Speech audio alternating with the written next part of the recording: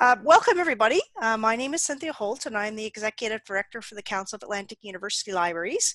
Welcome to our session today.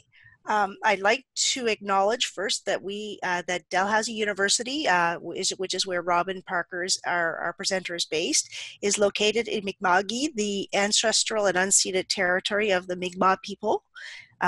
Robin is the Evidence Synthesis and Information Systems Librarian at Dalhousie's W.K. Kellogg Health Sciences Library.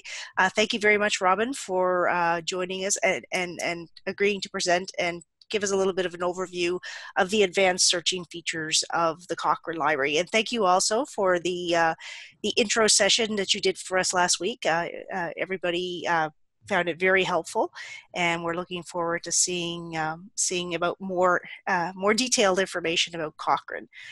Just a few housekeeping things. We are recording the session, and the slides and the recording will be available on the CAAL website shortly, probably by tomorrow.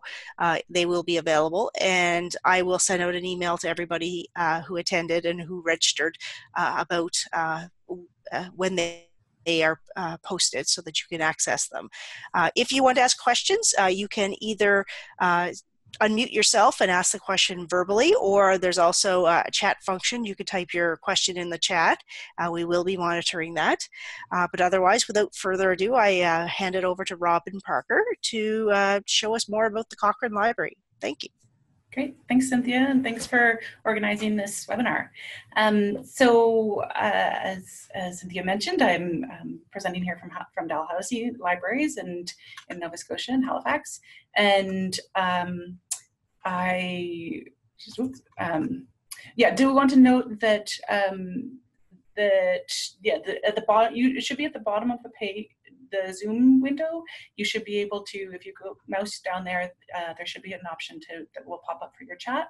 And I'm also going to launch this poll just to get a sense of who's on the call. I can see we've got 23 participants altogether. And if you can just click on which type of institution you work at, so I can get a little bit of a sense of who is here with us today. And just give a moment for people to respond to that. So the options are public libraries or service, academic library, which could be college or university, hospital or health authority or other. And you can see from these results that most of us are academic and, or about half and half academic or hospital, and a couple other institute type of folks, and nobody today from the public library. So we had a pretty good showing last week for the intro, and this is designed to be more for advanced searching, so that makes sense to me. And so that's a bit about you. And so for me, a bit about me, one of my disclaimers is that I am a member of the Cochrane Collaboration, and I've attended colloquia and contributed to a number of methods projects. And I'm also an author on one Cochrane review so far, but I don't receive any pay from Cochrane or Wiley, who's the publisher of the Cochrane Library. Although I did in 2012, so a number of years ago, receive a small honorarium for assisting in a training session. So just so that it's complete transparency about my conflicts of interest, I wanted to share that. And in terms of the learning objectives, I want to also see whether folks who are here today also attended last week, because I don't intend to go over any of the content that I went through last week. And as Cynthia noted, that those are available on the CAAL website, those slides and the recording of the session. So the basics about kind of what's in the library and the basic searching we won't really touch on. What we want to talk about today is understanding when to use an advanced search approach in the Cochrane Library, how to apply those techniques when searching in the Cochrane Library, and also in terms of building complex searches, where we might go for some of to kind of expedite that process and identify sources for terms and concepts for when searching complex search strings. So folks have responded to the attendees, and it looks like we're about half and half folks who have attended the last week and this week.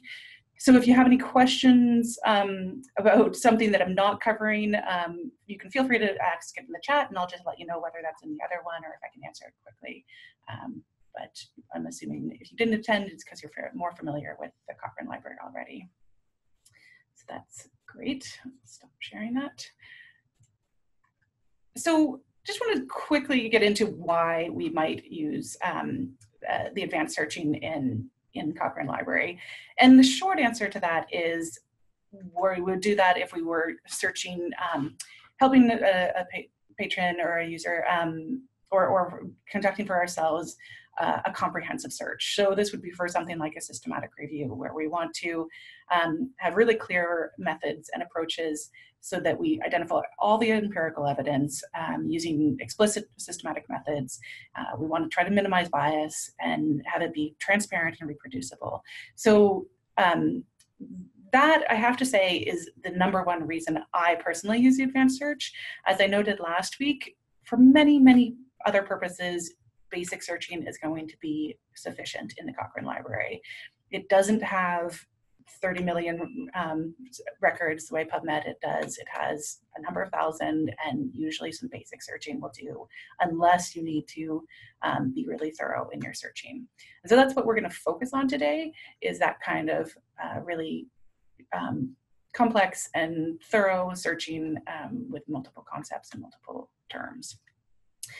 And just as a reminder, I'm sure most folks know that when we would do this, we would want to identify the concepts that we want to search. So breaking down a question into multiple concepts, and then identify the different terms that would capture that concept, each concept, and combine those with OR, and then combine the two concepts or three or more with AND in order to find the results at that intersection of results. So I'm guessing that this is probably not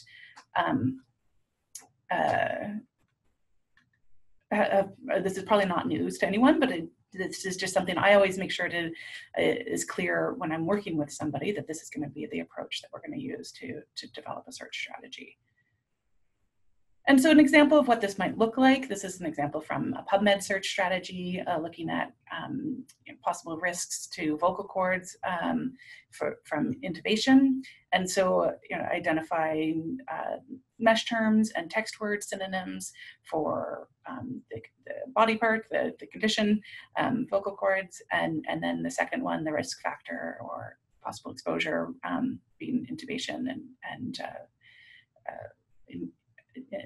anesthesia.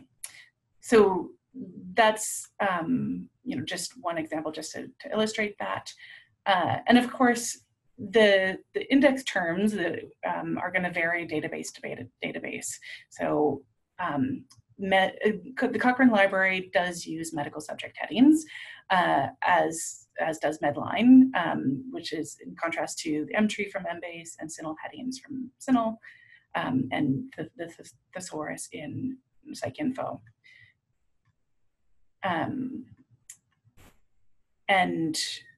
of course, there's databases like Scopus and Web of Science that don't have subject headings. And so that's just important to note, because usually when I'm using Cochrane Library for supporting a systematic review, I'll usually have started in another database, either Embase or Medline, to create my search strategy, and then I adapt it for use in the Cochrane Library when I get to that stage. Yeah, and there was just a question on the chat about how many people who didn't attend last week have taken the basics before. And so if anyone wants to chime in onto the chat box, they're welcome to. But one thing to note in terms of the basics of the Cochrane Library is that there was an update to the interface and the contents about a year ago. And so if you've taken the Cochrane basics and you haven't used it in a while, then the interface will look different because, and the contents are different. A number of the underlying databases have changed. So I just want to think about in terms of these, the concepts that are in when you're breaking up a question into searchable parts. I just want to see if, check people's familiarity with the concept of PICO. So just if you can answer this poll about what the P in PICO stands for, and you can answer multiple things. And it's okay if you don't know this. I will get to that in the next slide. I'll give you a second to check in with the options, which include population, patient, problem, perspective, or participant.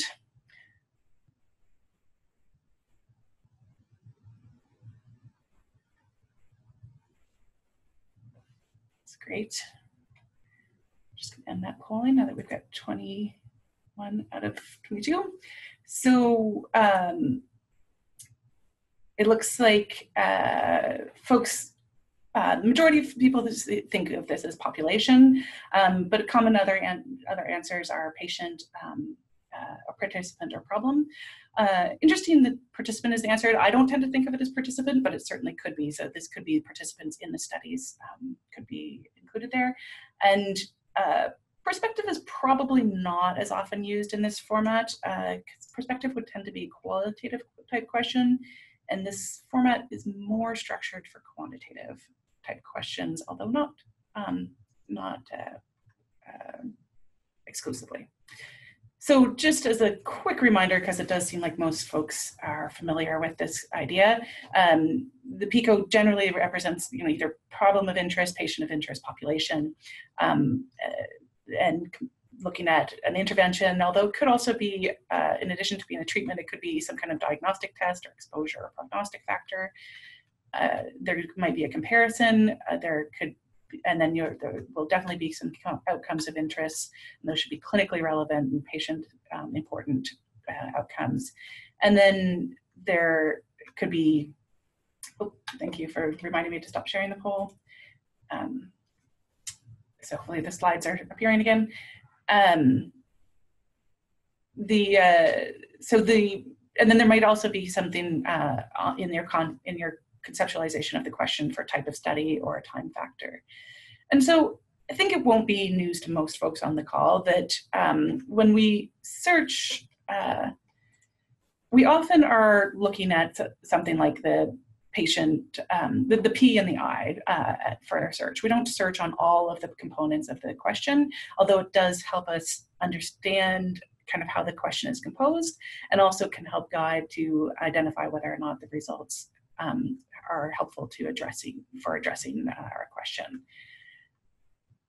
And I have to note that specifically in Cochrane Library, generally you won't need to add a concept for type of study, because the way that it presents the results will present the types of studies separately, the reviews versus the trials.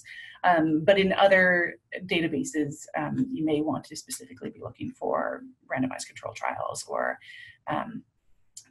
reviews as the type of study of interest. So I want to, I have some screen captures, but I prefer to just jump right into doing some searching in the Cochrane Library to kind of show some of the features that I want to highlight today. This is the home page that we're looking at now, and you can see up in the upper right-hand corner that there's a search box here that's a basic search, or what I think of as basic search. And then there's an option to select the advanced search below that. And I'm going to go straight from the advanced search, which you can use to create a search strategy, but I want to go directly into the search manager, because this is where you can do some create searches in a number of different ways and create search strategies that can be saved and manipulated here.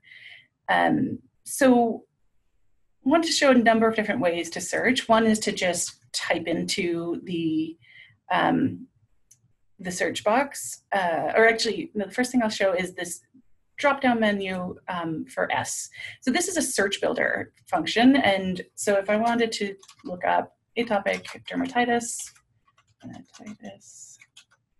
I can type that into the box. I could change the fields that are being searched. So the default is title abstract keyword, but I could change that to a number of different fields if I wanted to.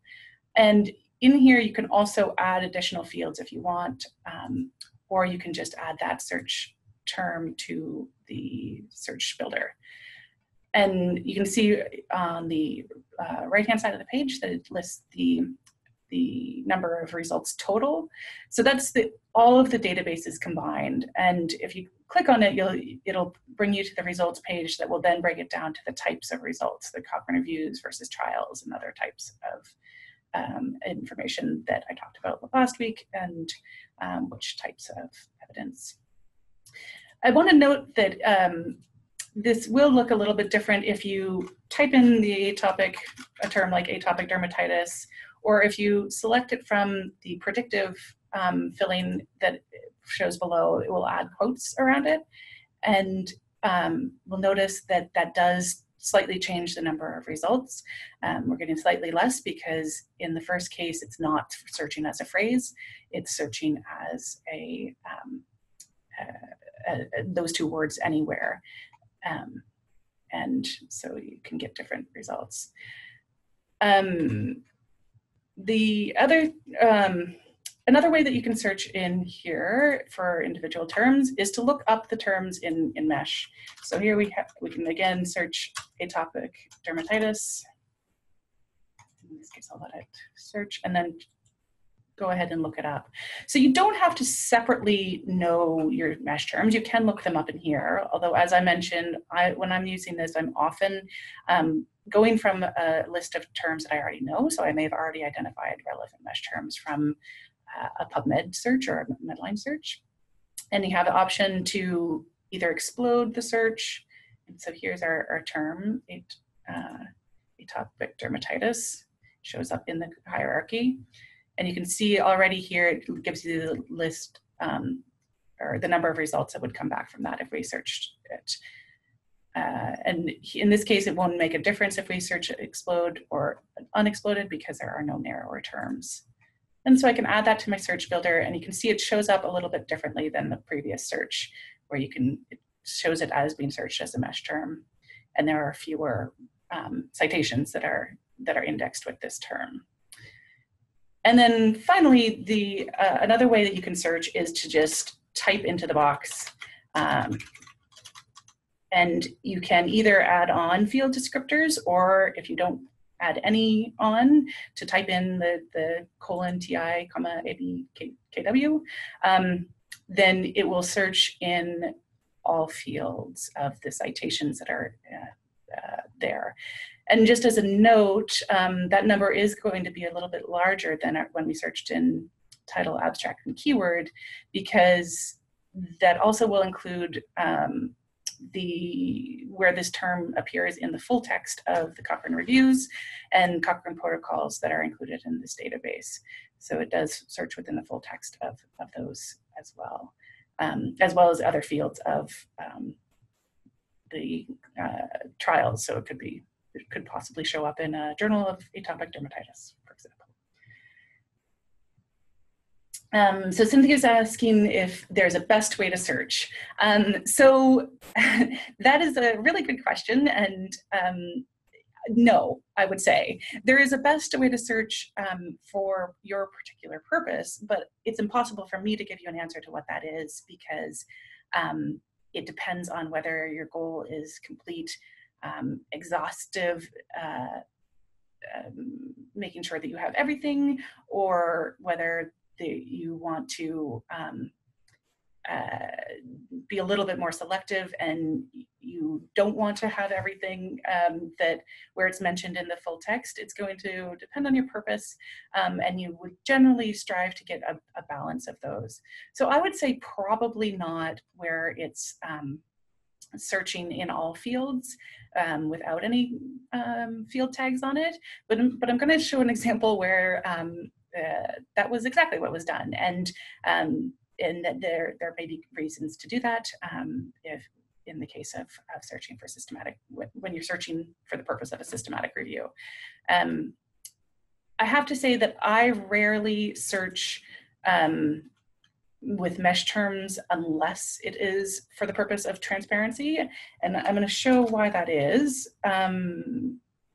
If I type in here the first search, type or the one with the mesh term, number 3.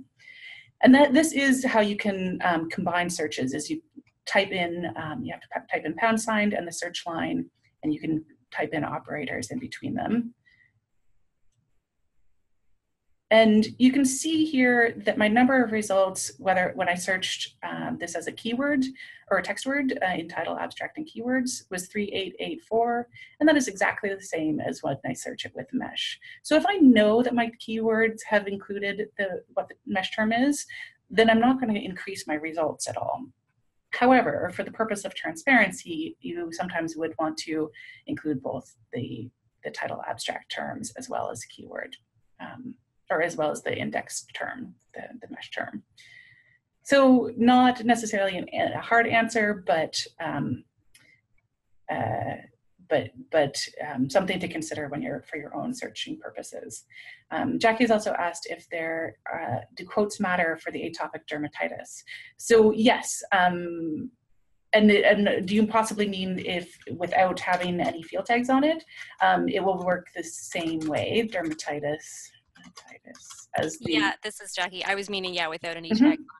Yeah, exactly. So it's going to force it to search as a phrase as opposed to searching it with just and in between those terms. So anytime, if you don't have anything, if you have a term with more than one word and you want it to be searched as a phrase, you would need to do that with the quotes. If you want a little bit more flexibility, but you don't necessarily want all of the flexibility of just looking for those 2 words anywhere, you can use adjacency in this database. So it is, and it's the same syntax as in Embase, if you're familiar with the adjacency syntax in Embase. Dermatite, and maybe I'll truncate this in case there's some variation. So I could be doing this as well. Oops. I could type this adjacency in using the S drop-down bar as well, but I'm just going to do that here. So again, we can see that atopic within 2 words of dermatitis with truncation. Our results are a little bit lower than when we searched it without a phrase, with no operators, because we've forced those words to be near to each other. And this doesn't specify order, so it could be dermatitis atopic, and so it wouldn't. It will capture the things that are indexed with this. So I'll demonstrate number 3 or number 7. So I think, I can't see. Okay. Yeah, so our number of results are the same. This is capturing everything that is indexed with the mesh term dermatitis atopic. And just to note as well, there is this option to add limits to the search. I don't use this when I'm creating searches for the purpose of a systematic review, but there may be other times when it's useful to add a filter for a time limit, for example. Like when, for example, if I were to update a search, then I might not want to get the results from Central for all of the years. I might want to specify a time period. And why is this not wanting to allow me to?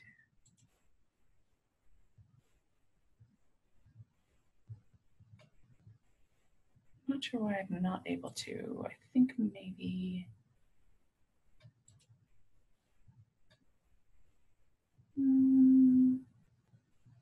That's a good point.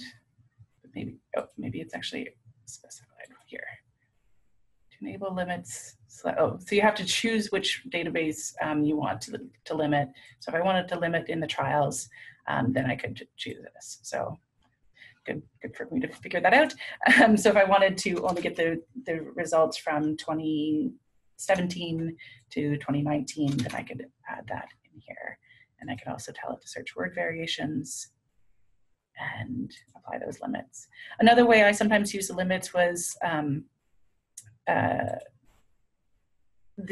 sometimes when I'm looking for a search strategy and I know that, for example, the effectiveness of practice and organizational care, they have good search strategies for finding multiple types of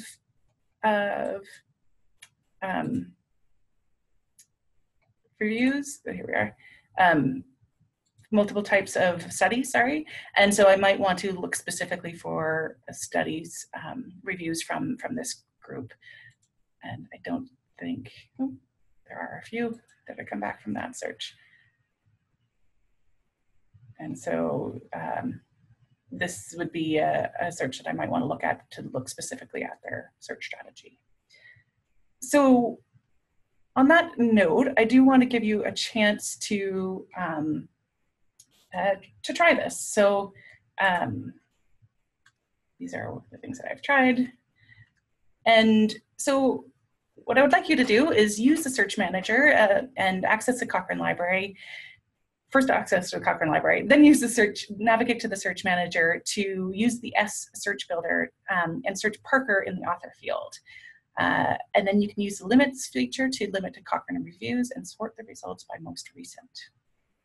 I'll give you a moment to do that. And then I have a question for you.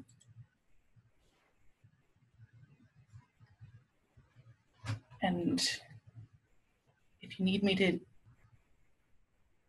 reiterate that search, if you can't see I'm not sure whether you can still see the slides when the poll's up from your end, but that's using the S builder and search Parker in the author field.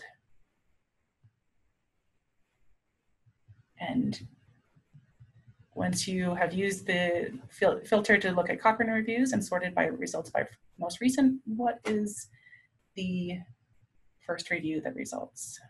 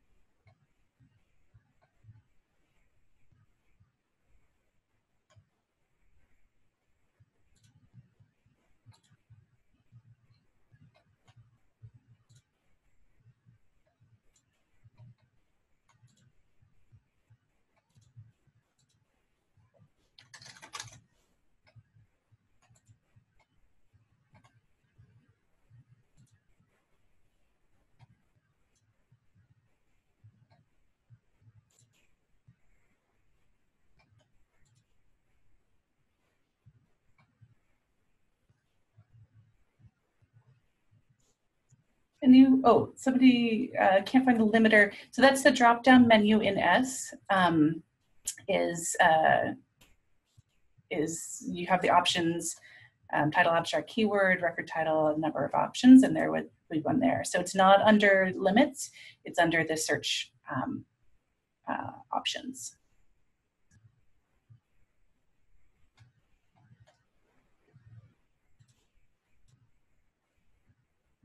So I've done this now, and so I'm going to change my order to publish by new to old. And we've got a few people who are responding. I'm just going to go ahead. People seem to be getting there now, end this polling now, and share the results. There were about half and half who got to Parker as the most recent, or the psychodynamic one, which is the result, I think, if we do this and leave it sorted to with just to relevancy, then the first one listed here is the one by Ben Parker and William Turner. If we change this published to new to old to get the most recent, we will get to this one review that I was on. So this is my shameless self-promotion, the project that I've been working on for a number of years with some colleagues in anesthesia. And then the one person got to an intervention for infantile seborrheic dermatitis. And that is what would result if we, see, how did I get to that one?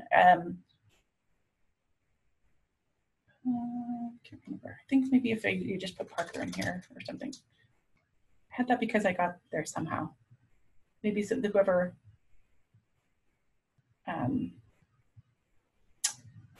had that answer can remember how they got to that.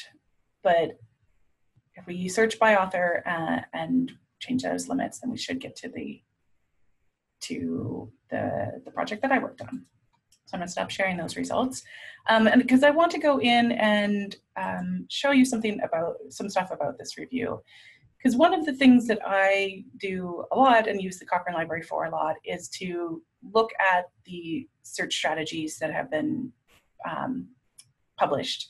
Because this is one of the nice things about the systematic reviews in Cochrane Library is they almost all have a search strategy included. And I say almost all because there are some in the area of obstetrics and gynecology that pull their results from a registry that doesn't include the details in their publication. But most of the reviews here will include an appendix, such as this one that I worked on, and it will have all of the details of the search strategy in all of the databases that were searched. So Medline, Embase, and then getting down to Cochrane. So this was before, I think this was before the update, maybe it was after, of the website, but this is the search strategy I used. And this is an example where you can see that I didn't put title abstract keywords on all of my search terms. I decided that, and I can't exactly tell you why I decided this, but I'm sure I decided for a good reason, that I wanted to search intravenous or IV with dots in all fields, and the same thing for PONV, the abbreviation for postoperative nausea and vomiting. So I didn't include the search tags on those fields, and therefore those results would have been a little bit expanded beyond what they would be otherwise, but not very much. And certainly for the results for the citations that are in the trials database, the central trials, they're going to be very similar, which I can show you here. If we did PONV, then in all fields, we'll get to, there's 2144, and if we use the search builder to use title and abstract,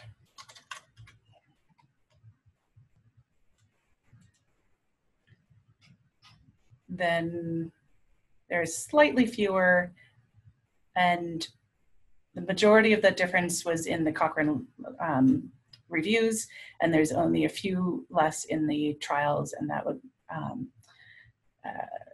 be probably a few that would have PONV in the field other than the abstracts and titles.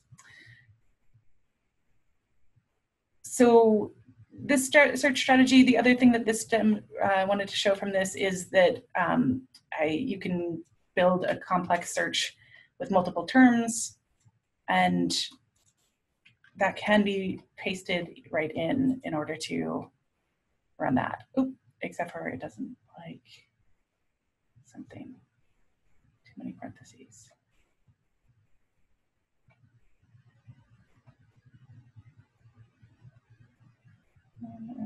Oh, I'm missing one parenthesis on the side. There, it worked. So most of these search strategies, if it comes from the same source, so here we can see that the database that I searched was Cochrane, or the interface was Cochrane, and it was the central database and the date and time, or the date rather. And so I can copy that directly over to be able to search this concept of postoperative nausea and vomiting.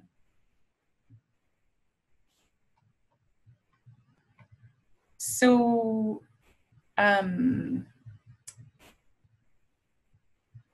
yeah, I think those are the things that I wanted to show here. Another thing that I wanted to maybe cancel that, show is that, although I illustrated this already with atopic dermatitis, but postoperative nausea.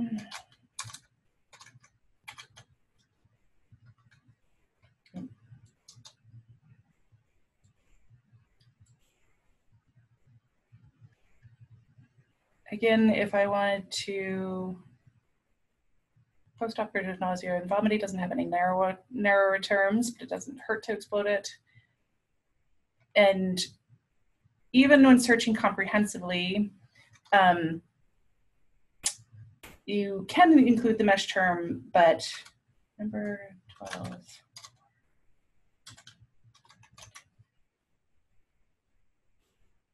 We'll notice that it has no impact on the number of results, whether if I include this mesh term or not. So in my search strategy, I didn't actually include mesh terms. And I believe I got pushback from the editor of this review group, but I was able to demonstrate that it doesn't make any difference because I've searched really comprehensively on the synonyms for postoperative and various terms for vomiting, nausea, queasiness. So it's a pretty thorough search, in my opinion, and we were pretty happy with that group project. So the question I have for you about this search is in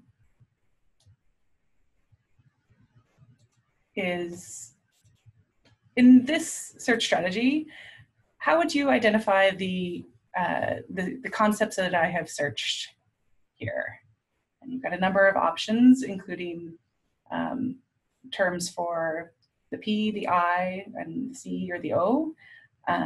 And taking a look at this search strategy, let me know what you think, how I combine this.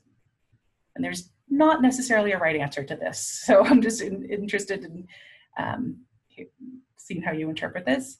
One thing I would like to illustrate with this exercise is that there isn't a one way to break down questions into concepts, and also it doesn't always fit perfectly with PICO.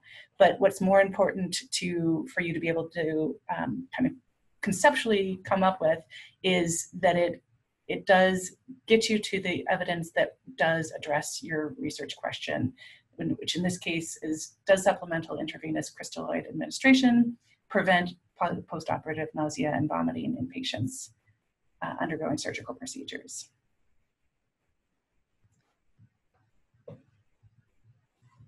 So I'll give folks just another minute to think about that question and look at this.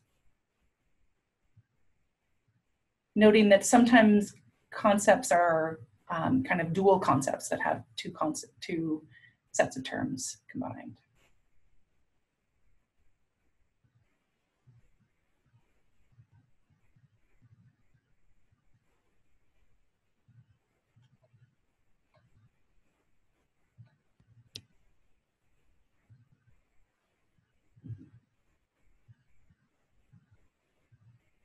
Okay, so we've got the majority of folks responded, and indeed, most people who responded conceptualized this the same way that I did when I was making this question, or when I was making the poll question, which is a population of surgical patients an intervention of IV crystalloid fluid therapy, and the outcome being postoperative nausea and vomiting.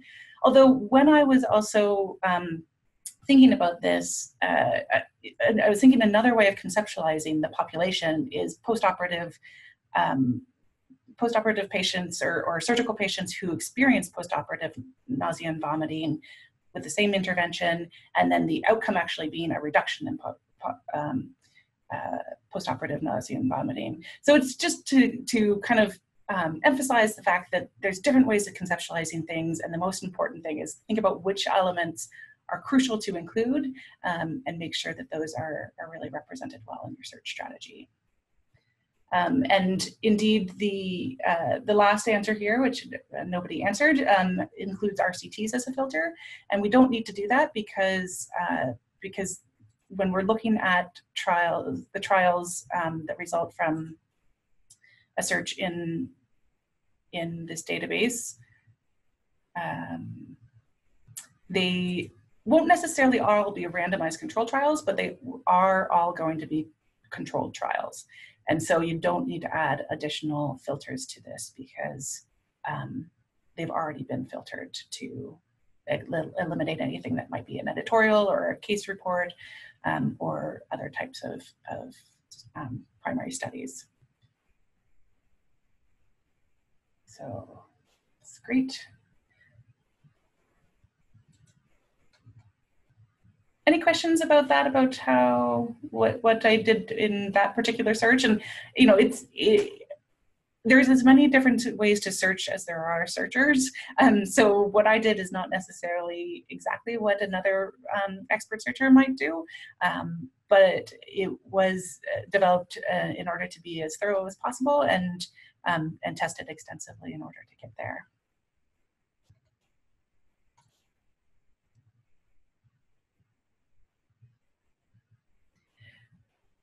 So there's one person who's trying to follow. So so maybe we can follow up separately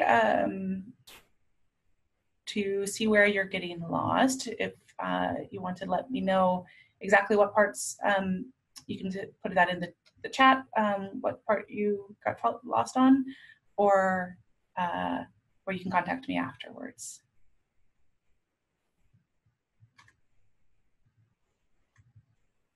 So yeah, I just want the screen captures of this.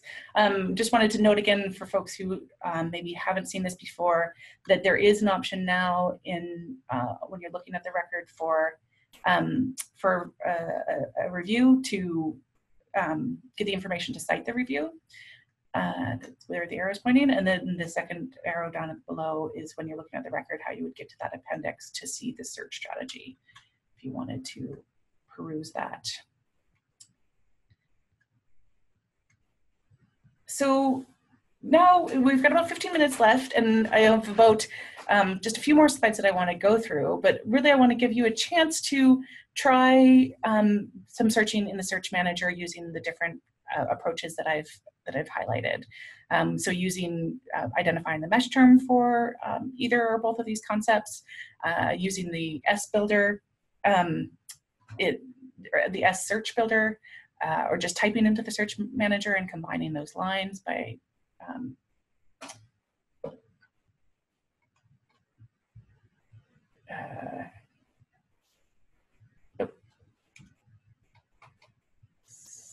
so I'm just gonna so I'm just being instructed to minimize my slides. I think that if you're not able to see this, get to your browser, you can minimize the view of Zoom to pull up a browser in front of the Zoom screen. And I'm just also, Jackie, I'm not sure where you saw the request permissions. Hi, it was on the previous screen where it showed the PDF option, like where you could click for the PDF and you could see the appendices. I think if you click a title of one, it'll go into it and then it will be there. on the menu or on the options on the right-hand side of the page? Yes.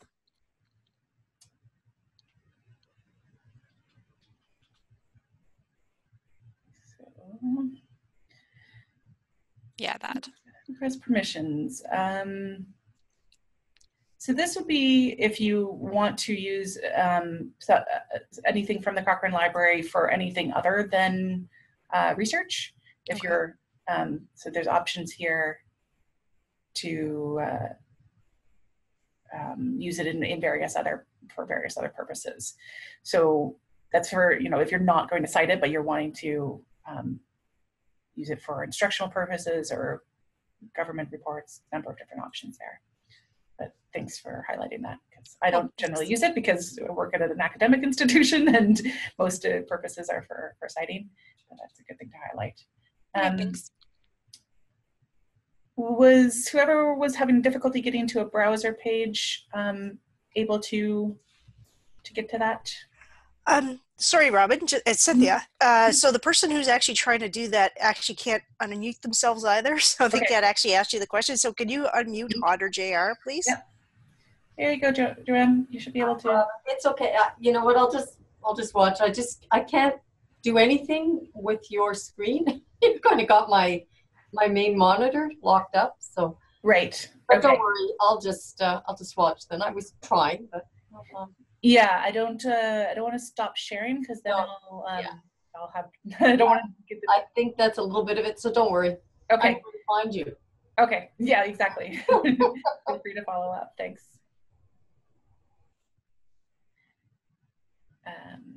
Okay, so let me go back to slides here.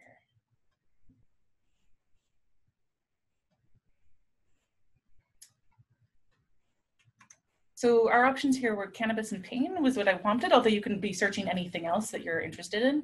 And this screen capture is from a while ago, so the numbers aren't going to line up with possibly what you do, but here's a few options of different ways that things could be searched. You could be searching, truncating the concepts of cannabis at the eye, searching it with title and abstract keywords. Those you can tell by the ones that have the S on them. These are the ones that have been built within the search builder, whereas these ones that don't have an S were ones where I just typed in the search command. And the mesh ones are also identified with that mesh, and that's how you get in to edit those, is to reselect that mesh or S dropdown if you wanted to make any changes within that search strategy.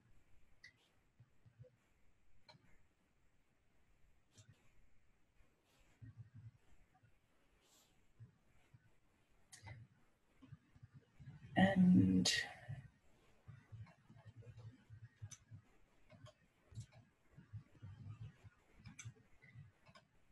so, people having luck getting in here and doing this? There was a question about combining searches. So you just type the search number. You have to have the number sign in front though. Yeah, exactly. So you definitely would need to type in, the number sign. You can also, if we wanted to, you can do combining with ORs. If I wanted to do cannabis, maybe truncation, and then I wanted to search or marijuana, you can do that within the search builder with the drop-down S. Is there anything else? Or hemp. And then I can add that, and that will add things as a multi-concept or multi-term line, or you can search them individually and then type in number 16 or number 17 into that.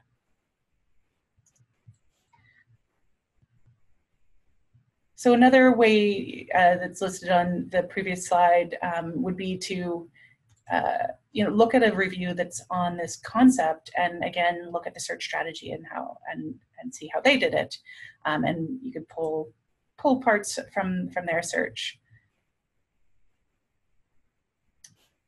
However, if you do that, you do need to double check that the syntax is the same. So in this case, this is searching it in a different interface, and their syntax is slightly different. So I want you to see if you pull up this database, or I mean, sorry, this review and appendix.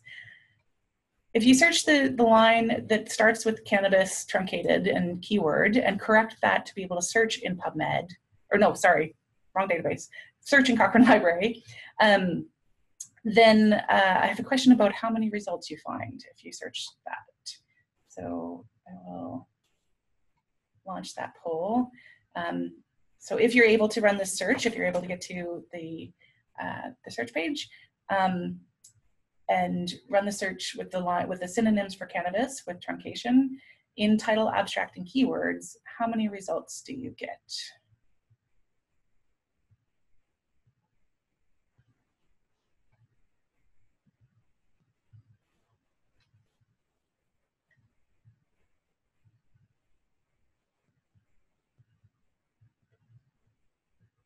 And in the meanwhile, if anyone has any other questions, you feel free to post questions.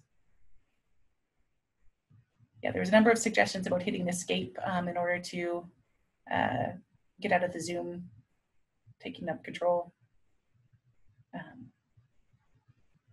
But at any rate, I'm happy to follow up later as well.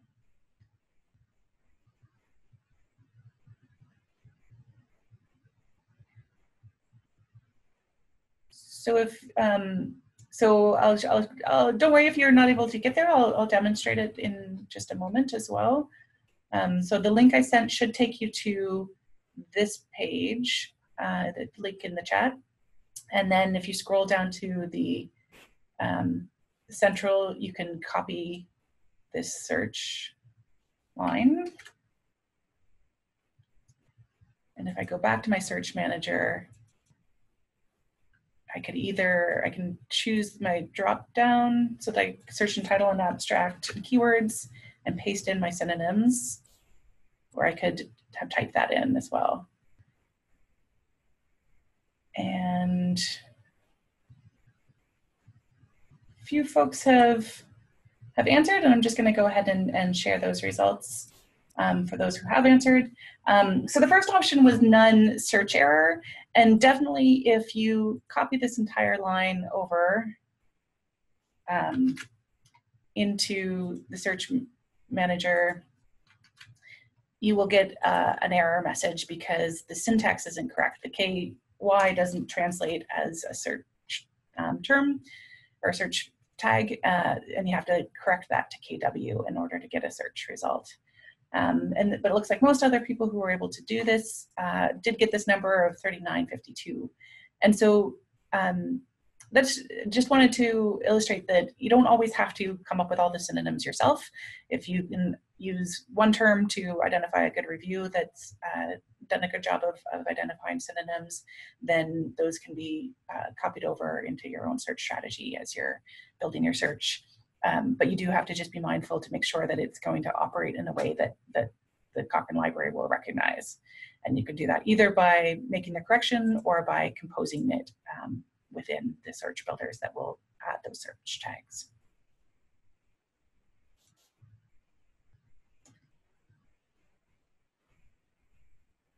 So I think that is most of what I wanted to show about searching. The other things that I just want to make sure to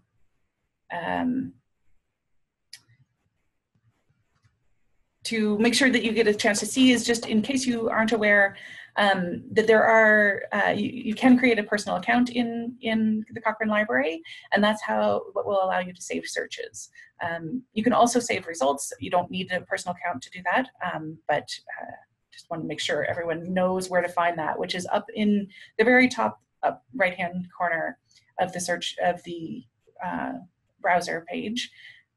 Should have an option to sign in to the database. And in this case, I'm already signed in with our shared email. And that'll allow us to to save searches that then you can view later, or to save the search that you're working on currently. And and this is what an example of what some of these older searches look like when I've saved them, and that way you can export those searches or you can reload them quite easily. And just to show where that is on the actual screen, so here I am on actually any of the Cochrane Library pages. That should be hovering at the top of it, and you can create an account there. And then on your search manager page is where you'll be able to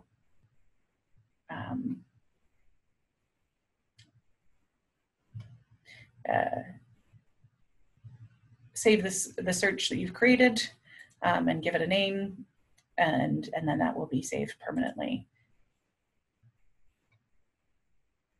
So if I wanted to load previously used, I'm going to lose my current ones, which is fine in this case. And then it's my search strategy is all right there and ready to rerun or check to see if there's anything new. And if I wanted to export these results as a full set, in the last week when I talked about saving things, I showed how you could save that citation of an individual record, and I pointed that out again this week. But if we wanted to save all of the results, say from the trials, you can select all and export the citations as a set. There's a number of options for formatting here, and it grays out the one that is selected. So if we wanted to put things into RIS format to download, make sure, especially if you're doing this search for the purpose of a systematic review, you're going to want the abstracts, and so make sure to select this. This is a very important piece that you will be sad if you miss. And then that, if you download that, that's going to create a text file that can be saved into your project and uploaded into Covidence. For this upper line where it says save citation to site you like, Mendeley or RefWorks, this looks like it's going to be a direct export, but in fact it isn't. It's really just another option to create an RIS text file that you can upload into your citation management. I'm not really sure why they have that. I'm just happy because before this update to the current interface, they didn't have a way to export citations as an RIS. So happy to see that you can now export as RIS, which is the format that Covidence, for example, will recognize.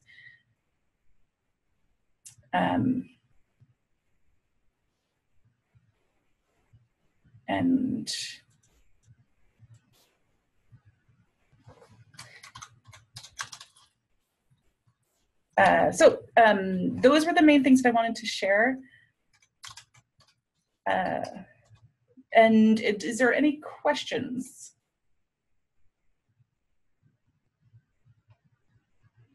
Feel free to unmute yourself or put anything into a chat box. And I'm hoping that this was helpful and maybe you saw something new. And these are all just the same things.